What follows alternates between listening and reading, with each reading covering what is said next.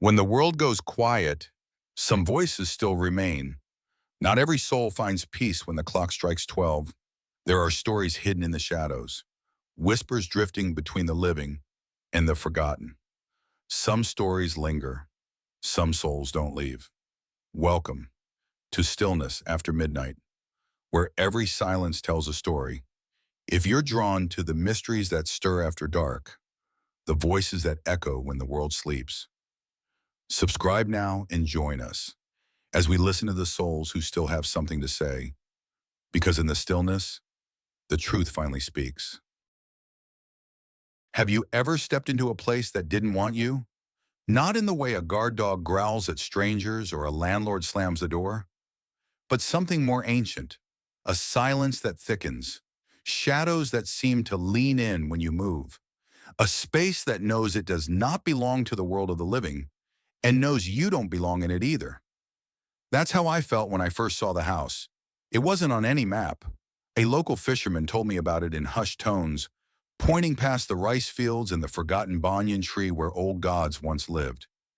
He said something about the house with the eternal flame, and then, as if remembering he had somewhere else to be, he walked away without finishing his sentence. I should have taken the hint. But you see, I've always had a weakness for stories, especially the kind that aren't really told anymore.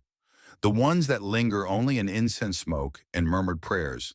I was in Vietnam to write about ghost stories, folklore, whatever you want to call the things that hover between myth and memory. And this one whispered to me. The house stood alone at the end of a narrow dirt path that curled like a spine through the jungle. Vines strangled the old gate. The walls, once painted crimson, had faded to a dull rust, streaked with mildew and time. The roof sagged like a tired old man. And yet, it stood. There was something unnerving about how intact it remained.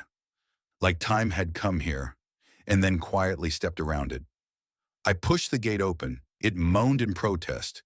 The yard was littered with fallen frangipani blossoms, pale yellow against cracked stone. A well sat in the middle, dry but still watching. The door was unlocked. I stepped in. The air inside was still, not quiet. Still, like sound had been swallowed. Dust hung in the beams of light like sleeping spirits. The floorboards creaked under my feet, but the creaks didn't echo. Everything I saw looked abandoned, untouched for decades, but there was no decay. The furniture was arranged neatly. A teapot rested on the table, as if someone had just stepped out to fetch hot water. There was a small altar in the corner, smoke stains tracing the wall above it like ghostly fingers. But the strangest thing was the lamp. An oil lamp sat alone on a low table in the center of the room. Old, brass, ornate. The flame inside it burned with a steady golden blue glow. It shouldn't have been burning. There was no electricity here. No sign anyone had been inside recently. No oil containers, no matchboxes. And yet the lamp burned, and it felt watched. I took a cautious step closer. The glass was clean, no soot, no smoke. The flame was too still, unnatural. It didn't flicker, even when I exhaled near it. It just stared. That's when I heard the footsteps. Slow, deliberate, wooden. Clack, clack, clack. Like someone walking in gukmak, the traditional wooden clogs.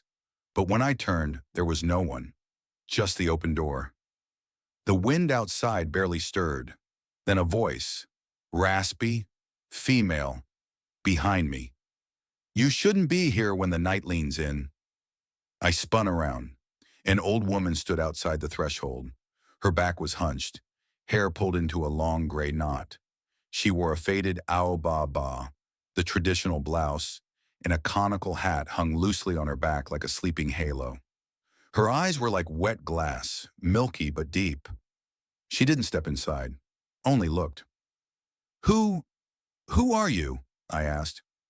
She didn't answer directly, just stared at the lamp. I keep the oil, that's all. It must not go out, not until he returns. I asked her what she meant.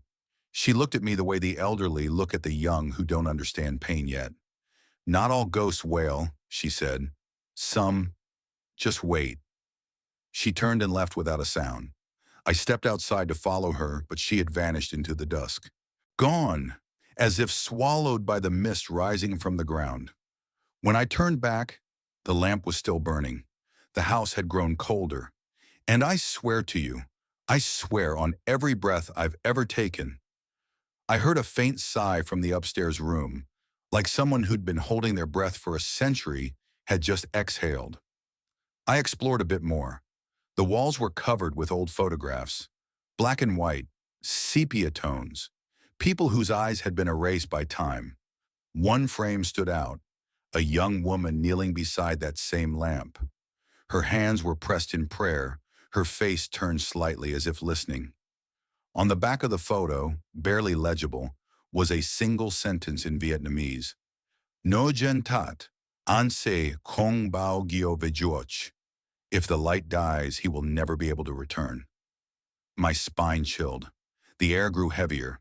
I didn't believe in curses. Not really. But something in that house didn't care what I believed. That night, I checked into a guest house back in the village. The owner, a gentle man with clouded eyes, stiffened when I mentioned the house. She still keeps the lamp? He asked, voice trembling. I thought she passed long ago. I asked what he meant. He only whispered, that house, it belongs to grief. Some grief is strong enough to live on without the body. That night I couldn't sleep. Every time I closed my eyes, I saw the lamp, its unmoving flame, the stare of the woman in the photo, the feeling that someone, something, was waiting in that house, not for me, but through me. As if I had reopened a door meant to remain sealed. I dreamed of footsteps, a soft female voice humming an old lullaby, wooden clogs walking through water. And when I woke, there was the faintest scent of kerosene on my pillow. I meant to leave the village the next morning, but something about that house had taken root in me. A question I couldn't shake.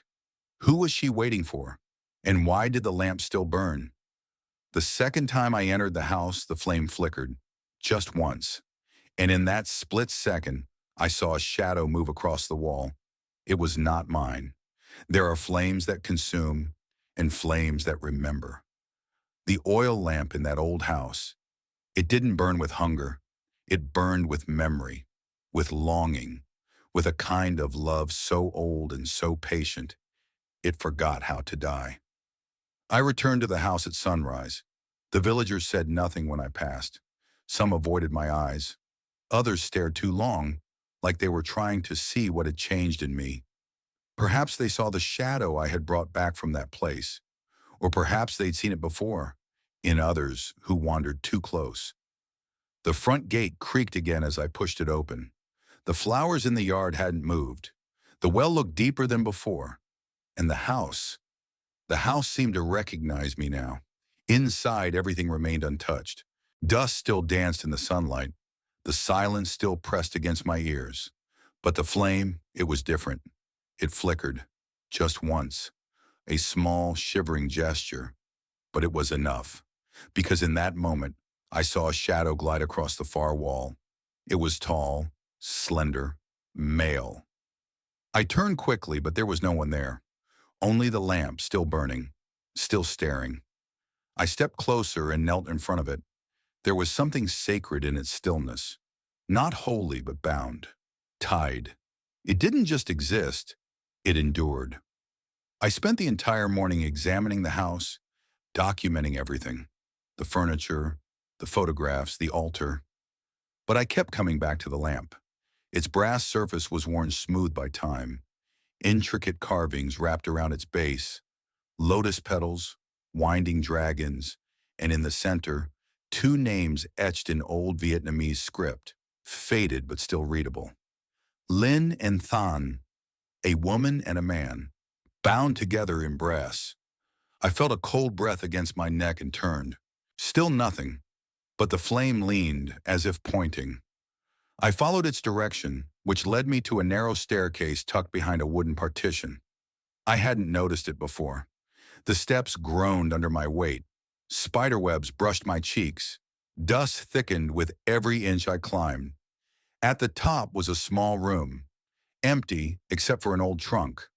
Inside the trunk were letters, over 100 of them, all addressed to Anton, all written in the same elegant, slanted hand. Ink faded to sepia, pages soft as dried leaves. I opened the first one. Tan, it's been 6 days. The war took you from our village like a wave pulling back the tide. But I still light the lamp each night. I wait for your return. They say the dead travel in darkness, so I will give you light. I opened another. Tan, it's been 1 year. I still hear your voice in the wind that moves the curtain. I still sleep beside the lamp. Mama says I should move on. But how do you move on from a promise? And another. Tan, it's been 27 years. I saw your face in a dream. You wore your soldier's uniform, but your eyes were empty. I think maybe you don't know the way back. Maybe the light must stay lit a little longer. I stopped counting after 50. Each one ended the same way. I will keep the flame alive until you find your way home. I sat in that dusty room for hours, the letters scattered around me like withered petals. The pain in those words was quiet, not the sharp scream of grief, but the slow erosion of time. It wasn't madness, it wasn't obsession, it was devotion. A woman who believed utterly, completely, that her love had become a lantern, and that one day that lantern would guide her beloved back. I wanted to cry, but the house wouldn't let me. It was not a place for the living to grieve. Downstairs the flame trembled again. The old woman appeared at the threshold, same clothes, same glassy eyes, but this time she spoke more. You found her letters, she said. I nodded. Then you know now. The flame is not fire, it is waiting. She stepped inside just 1 foot and sat near the lamp. Her movements were slow, reverent. She took out a small vial of oil from her pocket, poured it into the lamp with practiced hands. How long has it burned? I asked. She didn't look up. Longer than any of us remember, longer than me, longer than her. You're not her. No, she said softly. I'm only the keeper. My mother was the keeper before me, and her grandmother before her.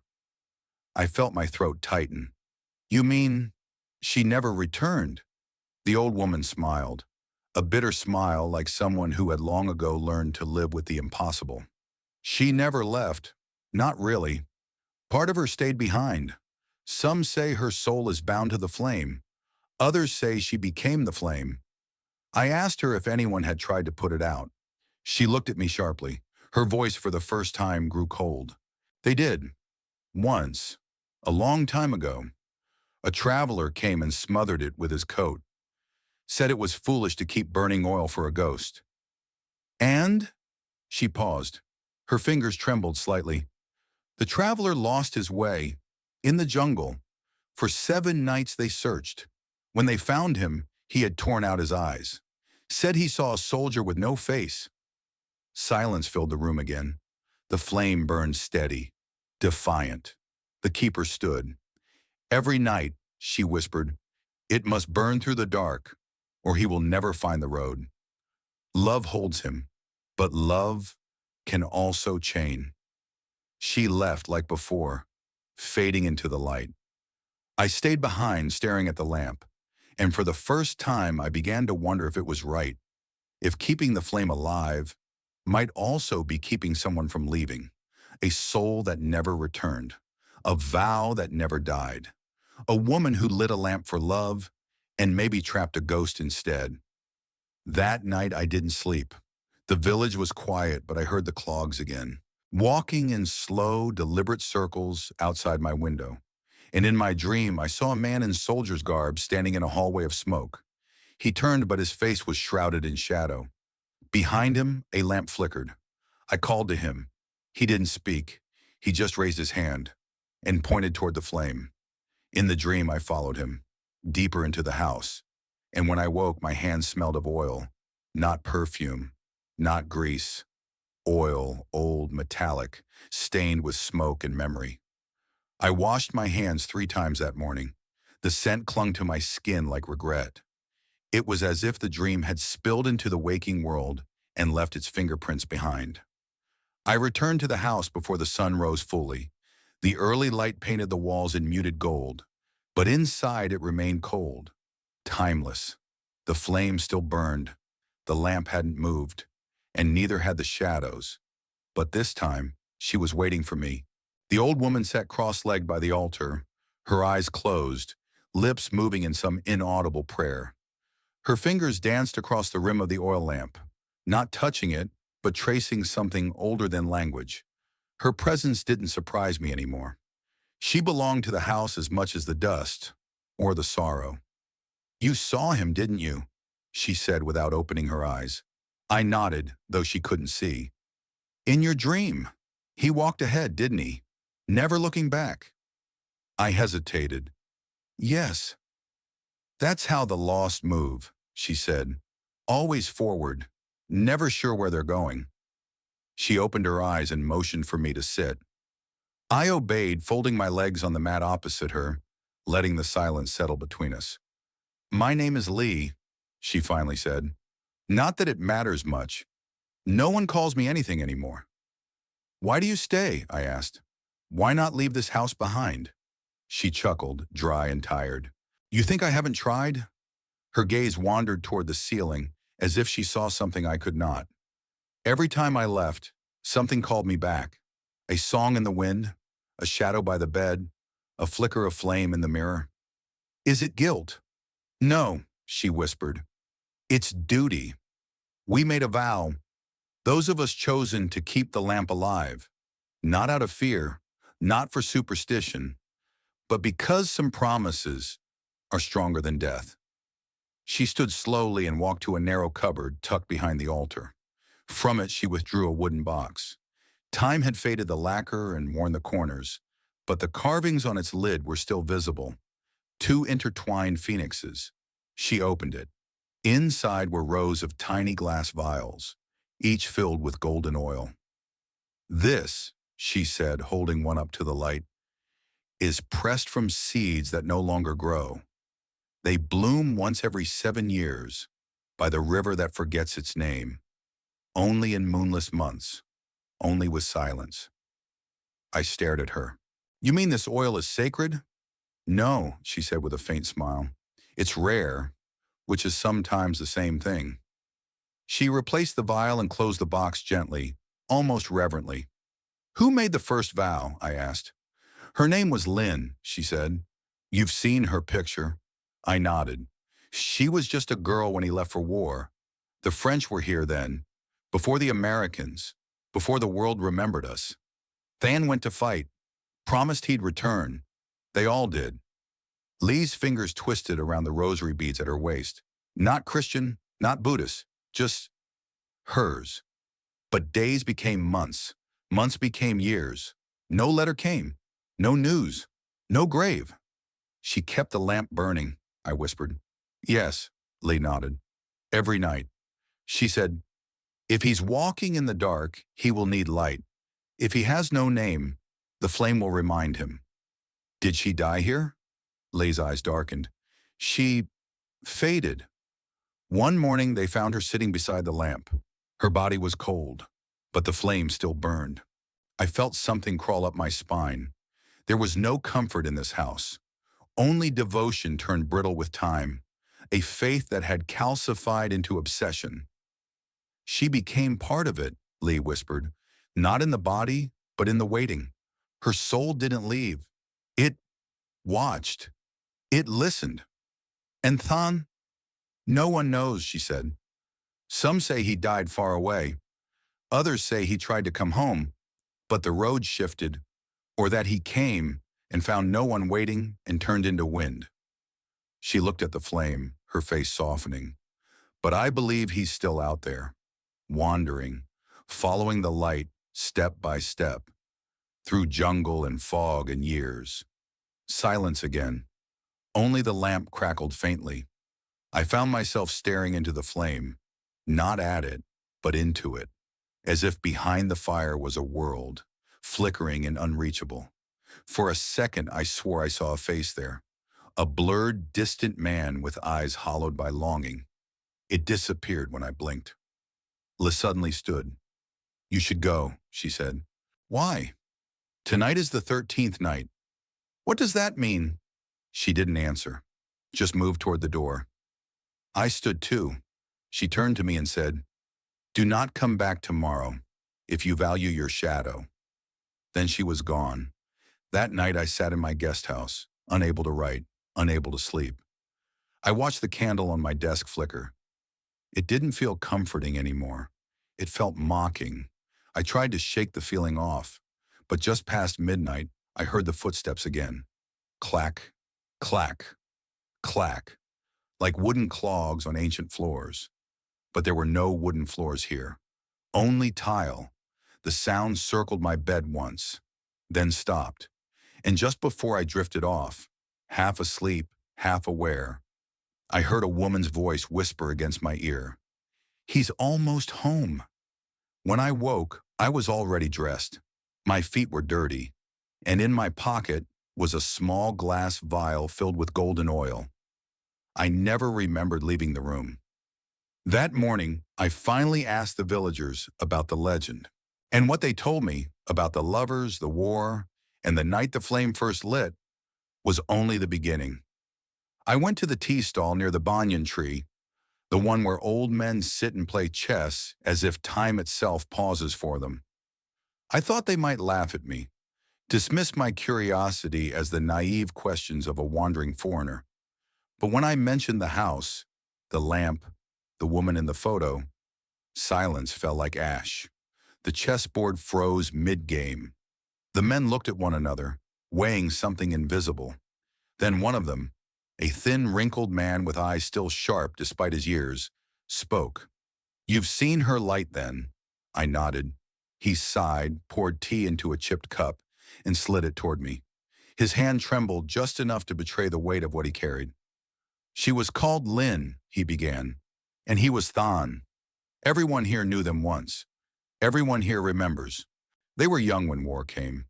Two lives braided together by childhood, promises and laughter under the frangipani trees. Than was strong, spirited, restless. Linh was quiet, gentle, but with a fire in her heart that burned for him alone. When the soldiers came, Than volunteered. Not for politics, not for nation, for pride, for the belief that he could return, stronger, victorious, and prove himself worthy of her hand. "He promised her," the old man said, "I will come back. Wait for me." And she did. Every night she lit the oil lamp her mother had given her. She set it by the window so it would burn like a beacon. She told the villagers, "He'll see it from wherever he is. The flame will guide him home." At first people smiled at her devotion. A girl waiting for her lover. Wasn't it romantic? Sweet? But the months stretched into years, and the war swallowed men without names, without graves. Then became one of them. The villagers told me that after 5 years, Linh still lit the lamp. After 10, she stopped laughing. After 20, her hair turned white, but her vow remained. She refused to marry, the old man said. Suitors came, families pleaded. She said only, "If I stop waiting, how will he find me?" Some began to whisper that she was cursed, others that she had gone mad. But Linh paid no mind. She lived in that house, lit the lamp, and spoke to no one except the flame. She grew old, he said softly, older than her years. She sat by that light as though it were her child. And one morning, she was gone. "Gone?" I asked. "Her body," he whispered, "was there, sitting by the lamp, hands folded. But her eyes were open, watching, as if she was still waiting." The other men nodded gravely. "And the lamp?" I asked. "The lamp never went out. No one dared extinguish it. No one dared move it. Because on the night she died, villagers swore they saw a man, a soldier, standing at the edge of the rice fields, his face hidden in shadow, his uniform torn. He watched the house until dawn, then vanished. Some say it was Than, the old man said. Too late, too lost. Others say it was his ghost, drawn back by her vow, that her waiting chained him, kept him from passing on. His voice dropped lower, and some say the flame itself is her soul, that she never left, that she became the light, burning forever, guiding him, even if he can no longer return. I swallowed hard. And the keeper? I asked. The keepers are her blood, he replied. Generations of women who inherited her sorrow. Their duty is not choice. It binds to them, as the flame binds to him. Why don't they end it? His eyes met mine. Would you betray a vow made in love, even if love has turned to grief, even if it traps the dead? I had no answer.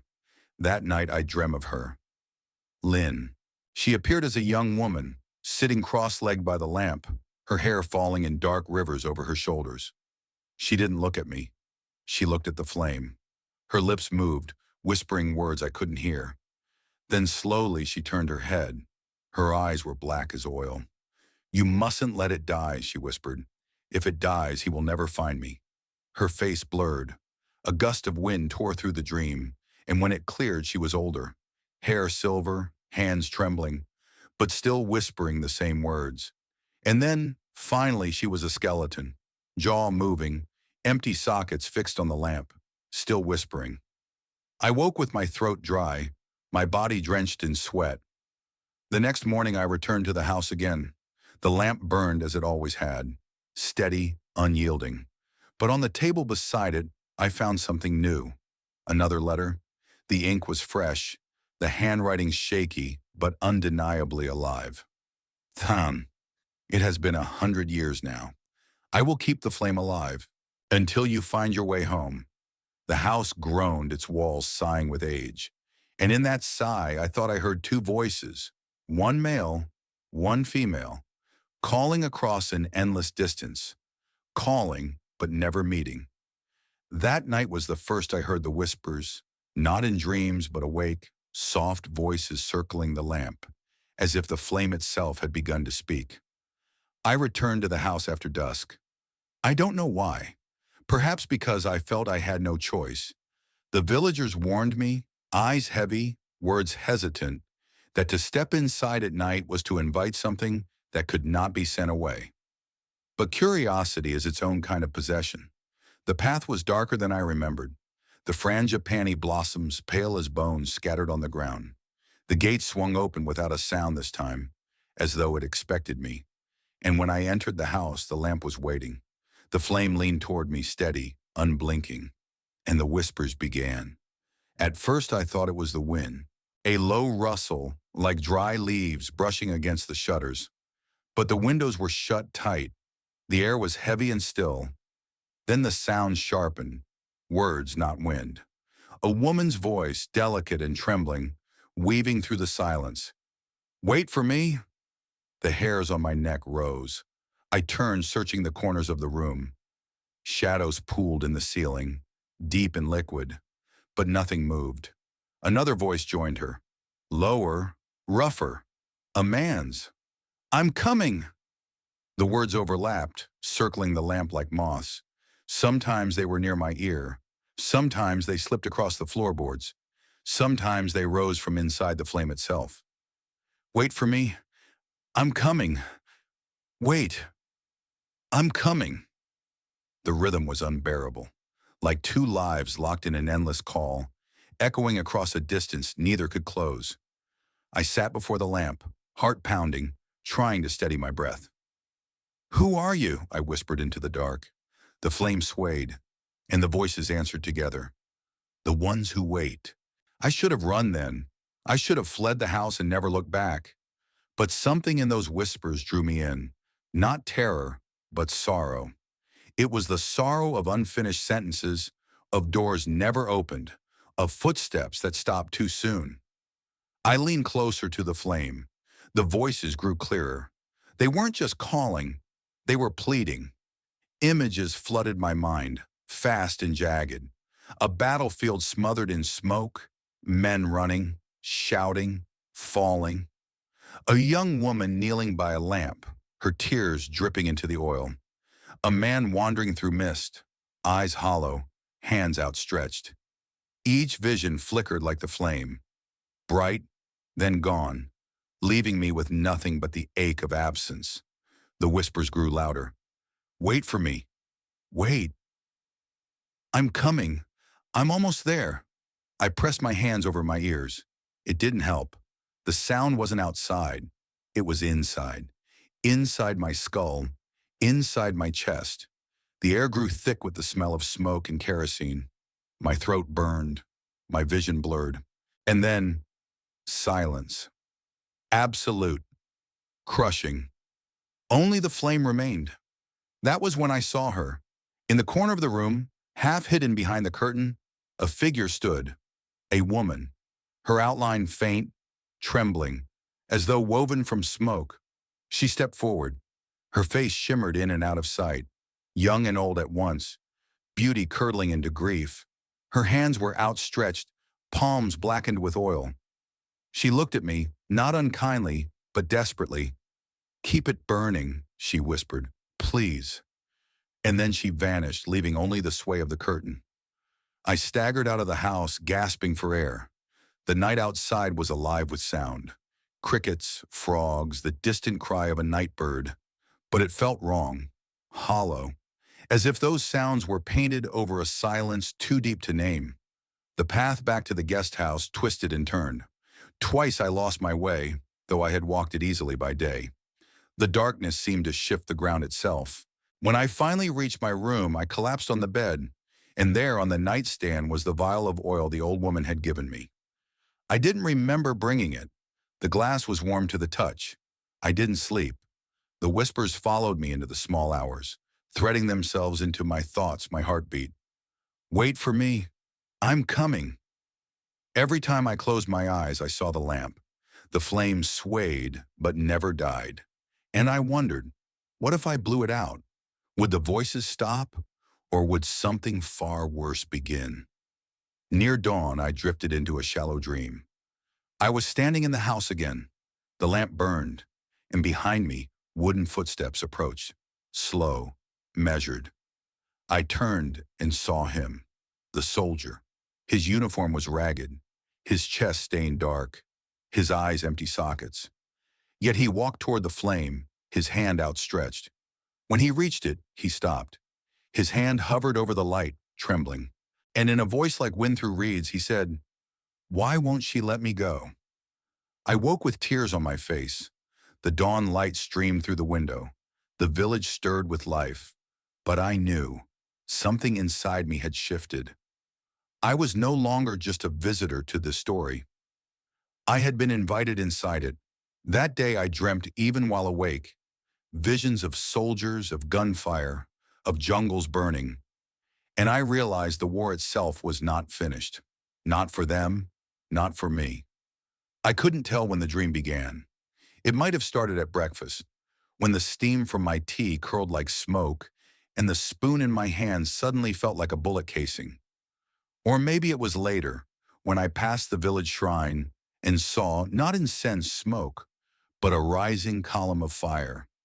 But whenever it started, I didn't escape it for hours. I sat by the window of my guest house, watching clouds roll over the distant trees. And then, just like that, they were no longer clouds, they were smoke, thick, black, suffocating. The jungle below was on fire. I stood to call out, but my voice cracked, raw with soot. I staggered back from the window and found myself not in my room, but in the heart of the burning forest. The air screamed, trees wept fire, and over it all, gunfire, explosions, the metallic sob of rifles and the sharp whistle of mortar shells. It wasn't just a dream, it was a memory, but not mine. Bodies ran past me, Vietnamese soldiers, barefoot, young, afraid.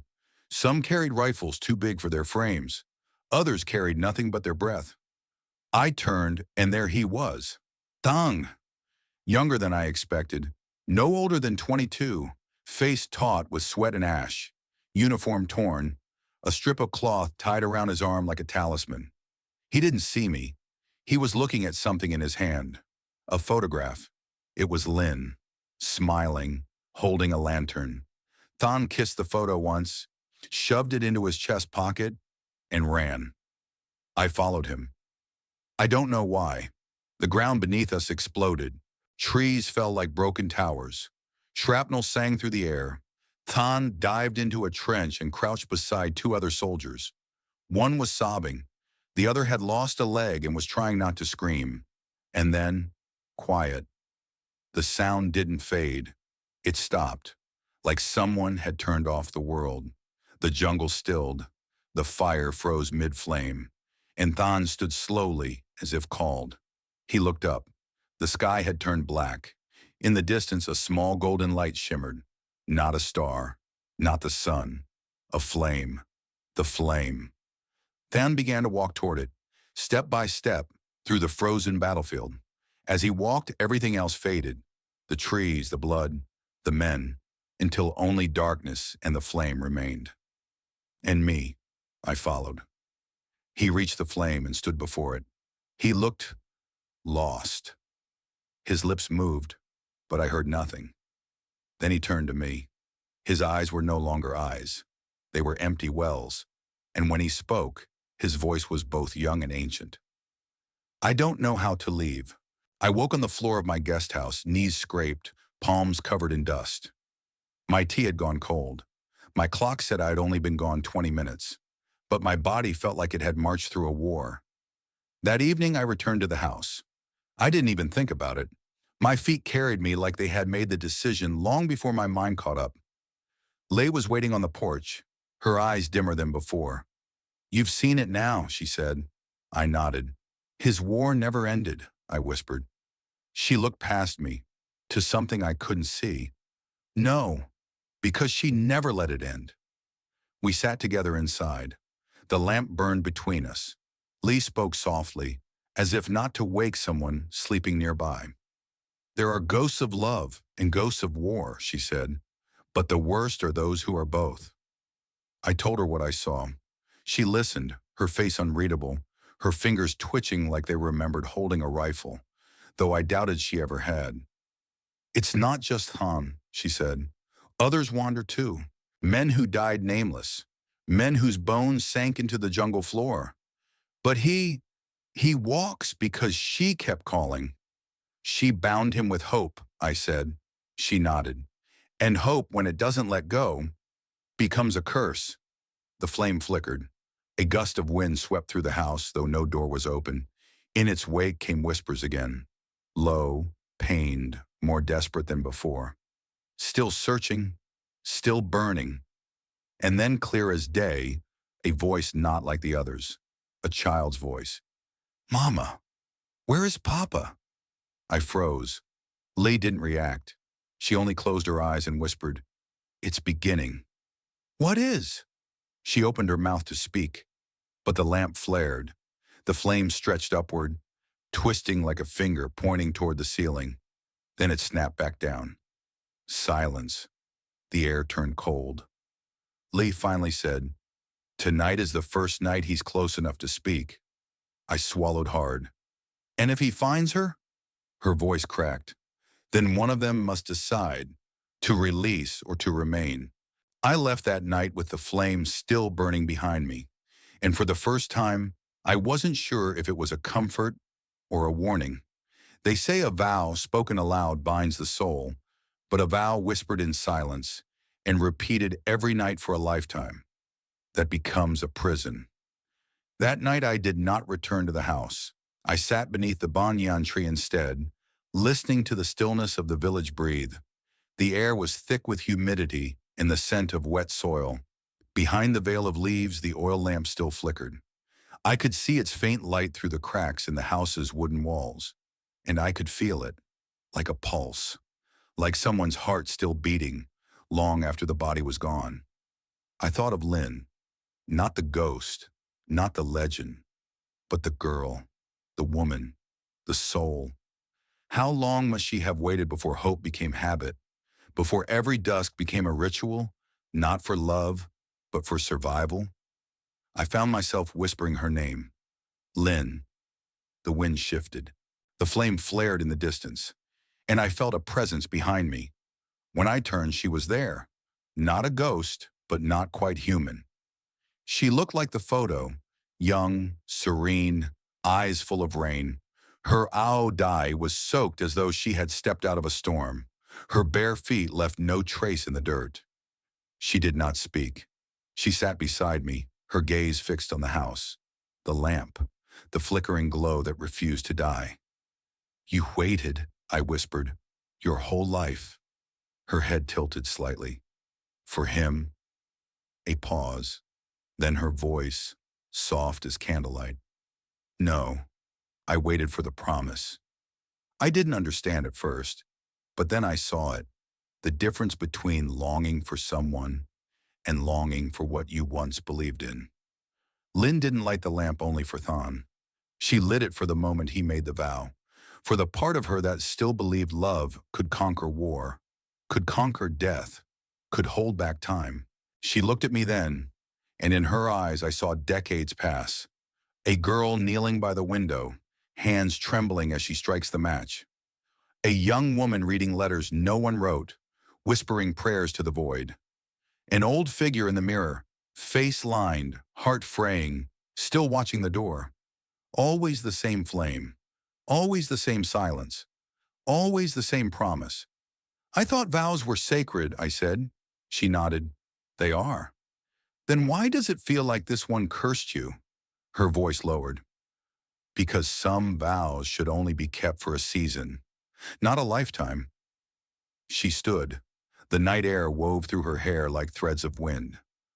"I lit the lamp for him," she said, "but I let it burn for me." "Do you regret it?" I asked. She didn't answer. Instead, she held out her hand.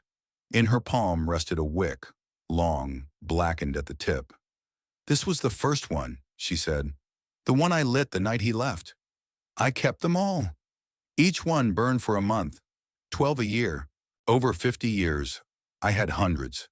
And now, I burn none," she said. "I only remain." Her form flickered. The lines of her body trembled like smoke and wind. "Will he ever come?" I asked. A single tear rolled down her cheek, but it was made not of water. It shimmered like oil. "I don't know anymore," she whispered. Then she vanished, not with a gust, not with a sound. She simply wasn't there anymore. At dawn, I returned to the house. Lee stood beside the altar. Her hands were coated in soot, her eyes sunken. "She came to you," she said. Not a question. I nodded. "She's beginning to remember," Lo said. "Remember what?" "That she was more than a vow." We sat across from the lamp. The flame was smaller than before, but still sharp, defiant. I asked her why Linh didn't simply let go, why she didn't blow it out and rest. "Because she was afraid," Lee answered, "that if she stopped waiting, he'd finally arrive and find no one there." My breath caught. She feared he'd be too late? She feared she would be. Lee reached into her sleeve and pulled out a bundle of old wicks. "These are hers," she said. "Each one carries a year, a memory, a part of her soul." I touched them. They were warm, faintly pulsing, like they remembered fire. "She gave them to you." "No," she said. "They came to me when she passed. The house chose me. The flame kept burning. So I kept the oil." The lamp crackled. We looked up. The flame had grown again. But this time, its shape changed. Narrow, flickering tall, like it reached for something unseen. And I heard her voice again, but not whispering, singing a lullaby, the same one I'd heard in my dreams. A song of rivers and moonlight and boats returning home. A song of waiting and waiting and waiting. Lee wept quietly. "Tonight," she said, "the flame remembers the vow." "Is that good?" "I don't know," she said, "but it means the story is almost at its end." I looked once more at the lamp, and for the first time since I arrived in that haunted village, I wondered what would happen if it finally went dark, not by accident, but by choice. There are deaths that bring peace, and there are flames that must die so the soul may live. And now I needed to know, how did the soldier die? I had avoided asking the question directly. Perhaps part of me wanted the mystery to remain untouched. The idea of Than, a soul forever wandering, guided only by the loyalty of the woman who loved him, was painful, yes, but it was also romantic, tragic in a way that stories are meant to be. But Lin's sorrow wasn't a story.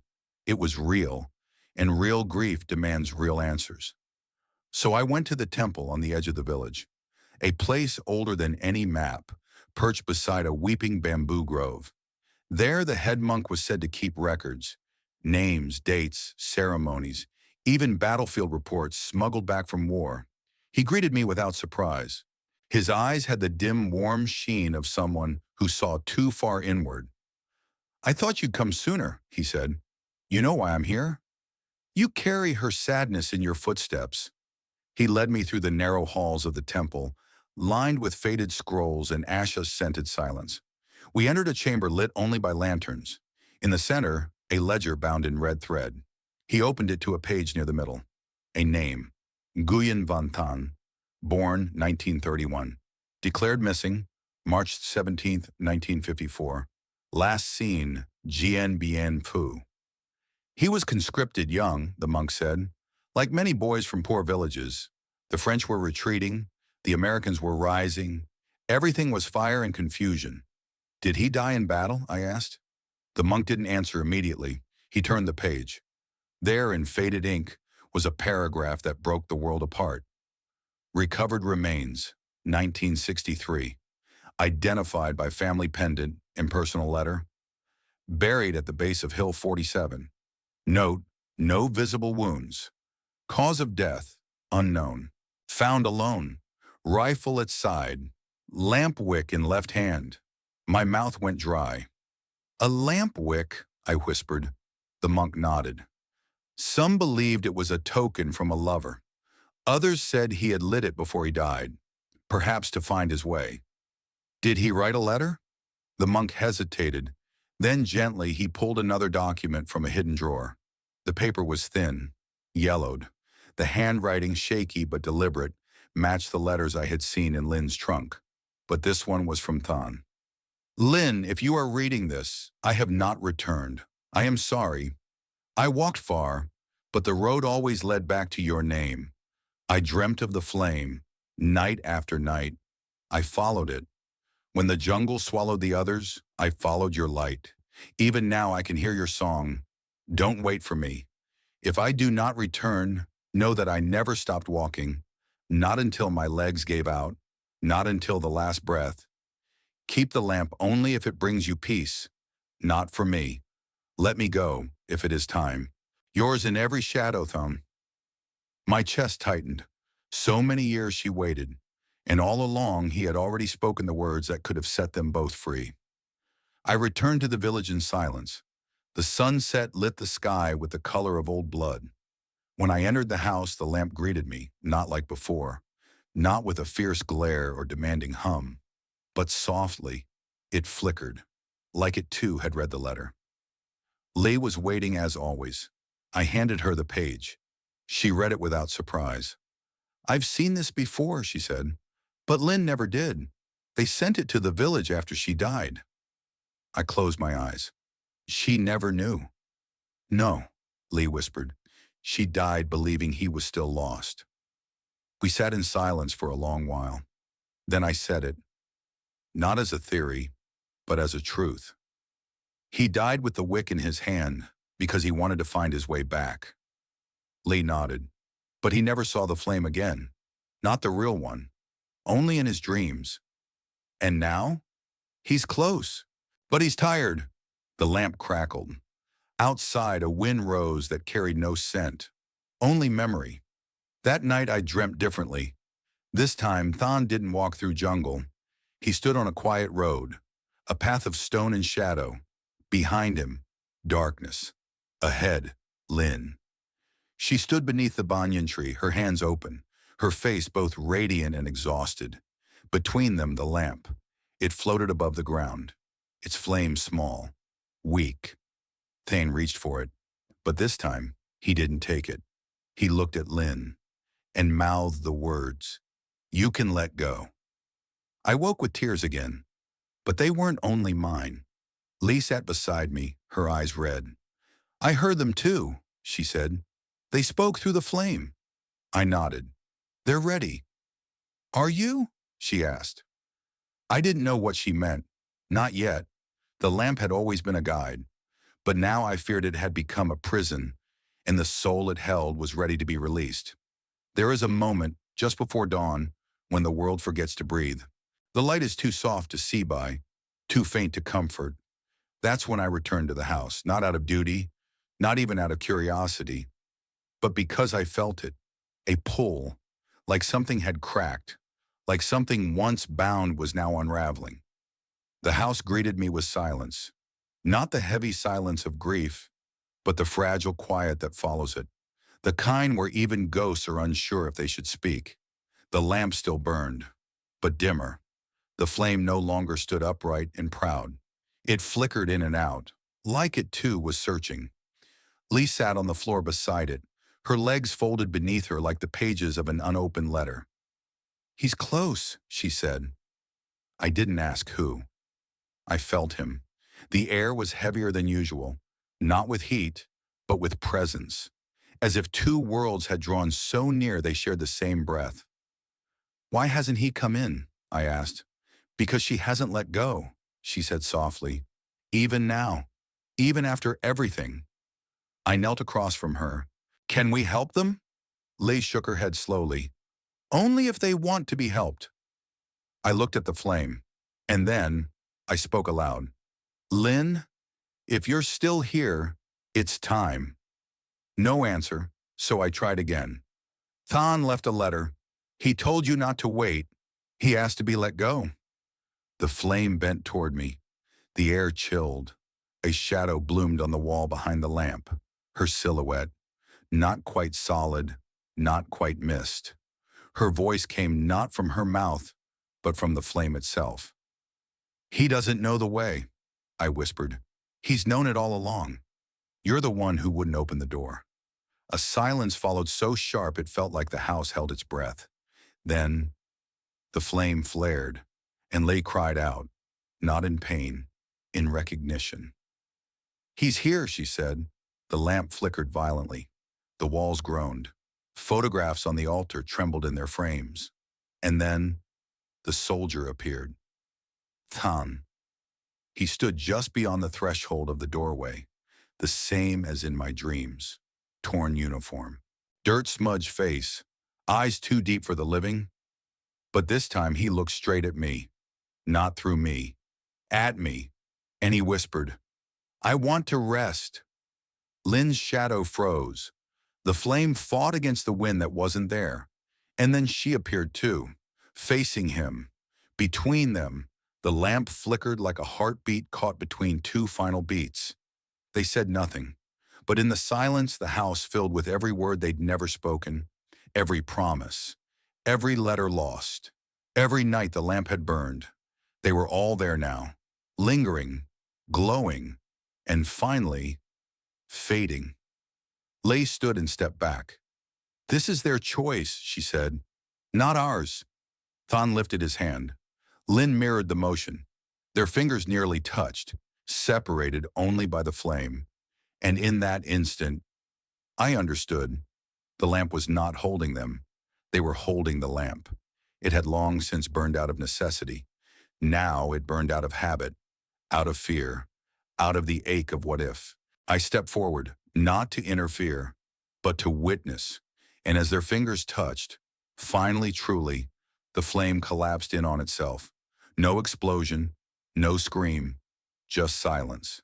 The kind that comes when the story ends, and all that's left is peace. The room dimmed, no smoke, no shadow, just stillness. I blinked. They were gone. Leigh approached the lamp. She touched the cold brass. "It's done," she said. Her voice didn't waver. "After all these years." "Where did they go?" I asked. "To where we all go," she said, "when we are finally unbound." I expected to feel joy, relief, something like a rising, but instead I wept, quietly, for them, for the years they lost, for the fire they carried too long, for the truth that even love, pure as theirs, can become a cage when stretched beyond death. We buried the lamp beneath the banyan tree, wrapped it in silk, folded petals around it.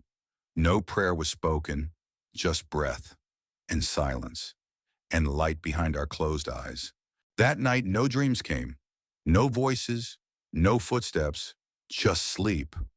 Real, restful, final. But the next morning, I awoke with one thought, sharp and terrifying. What if I had made a mistake? What if the flame was never meant to go out? I stared at my hands for a long time after waking. They smelled faintly of smoke, but the house had burned nothing. The lamp had not flared. Still, something clung to me, like regret, like the weight of having closed a door that should have remained ajar. I told myself it was done. Thong had crossed. Linh had let go. The light had died peacefully. There was no scream, no curse. But even as I said it, a quiet doubt wormed through my chest. What if the silence wasn't peace? What if it was absence? What if something had been sealed in the flame, and now without it, that something was free? I left the guest house and returned to the banyan tree. The lamp lay buried beneath it. Lei had left early, saying she was going to the mountains. She offered no blessing, no farewell, just a long look that felt more like a warning than a goodbye. The village was quieter than usual. Children didn't play outside. Doors remained shut. A dog barked once, then stopped. It was as if the world held its breath. I sat beside the banyan tree for hours. The roots were gnarled and dark with age, like fingers reaching for something they could never touch. Above me, the leaves whispered in the breeze. But beneath the earth, the silence was too deep, too final. As night fell, the absence of the flame became unbearable. Not its physical presence, but the space it used to occupy inside me.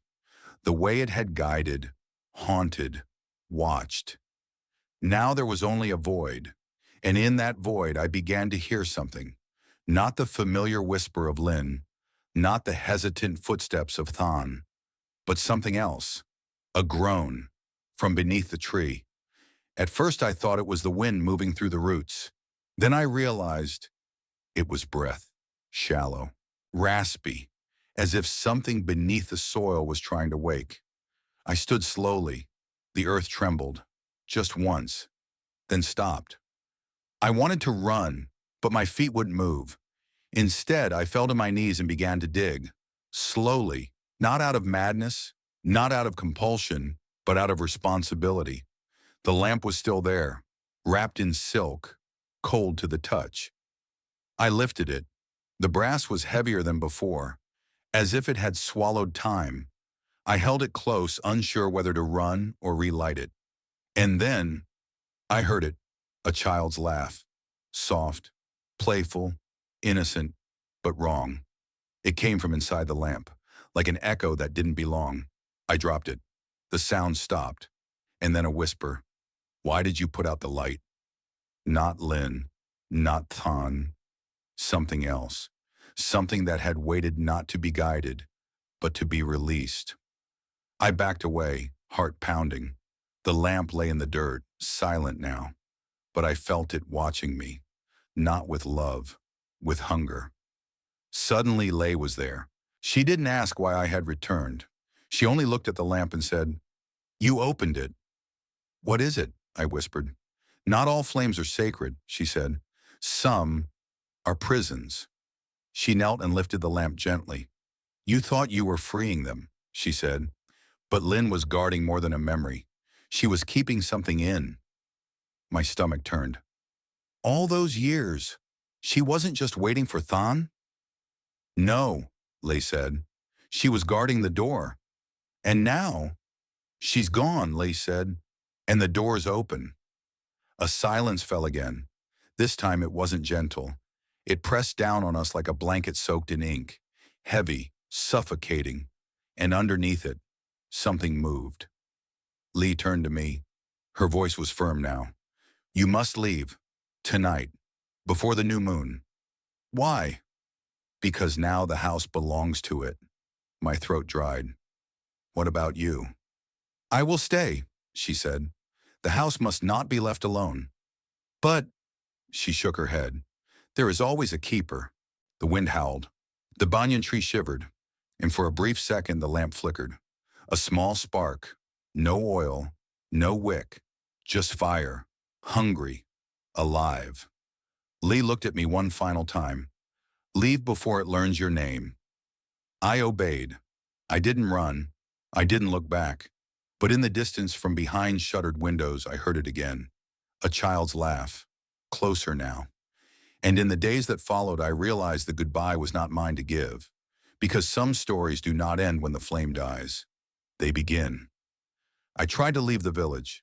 I packed my bag, paid the guest house owner, walked to the edge of the rice fields where the narrow path led back to the bus stop.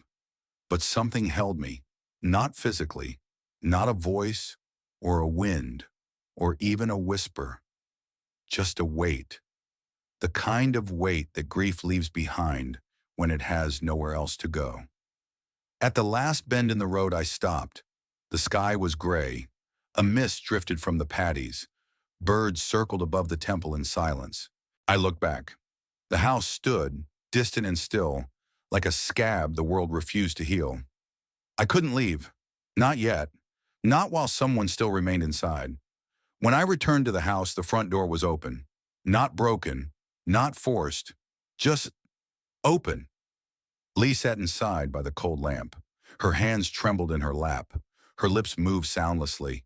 When she looked up, her eyes were red, not with fear, with mourning. He came back, she said. I didn't need to ask who. Thang. But not the Thang we had seen in dreams. Not the quiet wanderer. This one was empty. He had no face, La said. No voice. Just shadow. Like he had forgotten who he was. She wiped her cheek. I tried to remind him. I lit incense. Spoke Lin's name. But there was no flicker in his eyes. She motioned to the lamp. I tried to light it again. But it wouldn't burn. The wick was dry. The oil gone. The flame refused to return. I knelt beside her. We sat in silence for a long while. Then I asked, do you think they regret it? Who? Lin and Than. Do you think they waited too long? Lee closed her eyes. I think they waited past the point where love could find them. And what remained wasn't love anymore. It was habit, memory, guilt. She stood, her knees cracking, her breath shallow. It's time, she said. For what? For the final farewell. We gathered what remained, Lin's letters, Than's photo, the silken cloth from the lamp.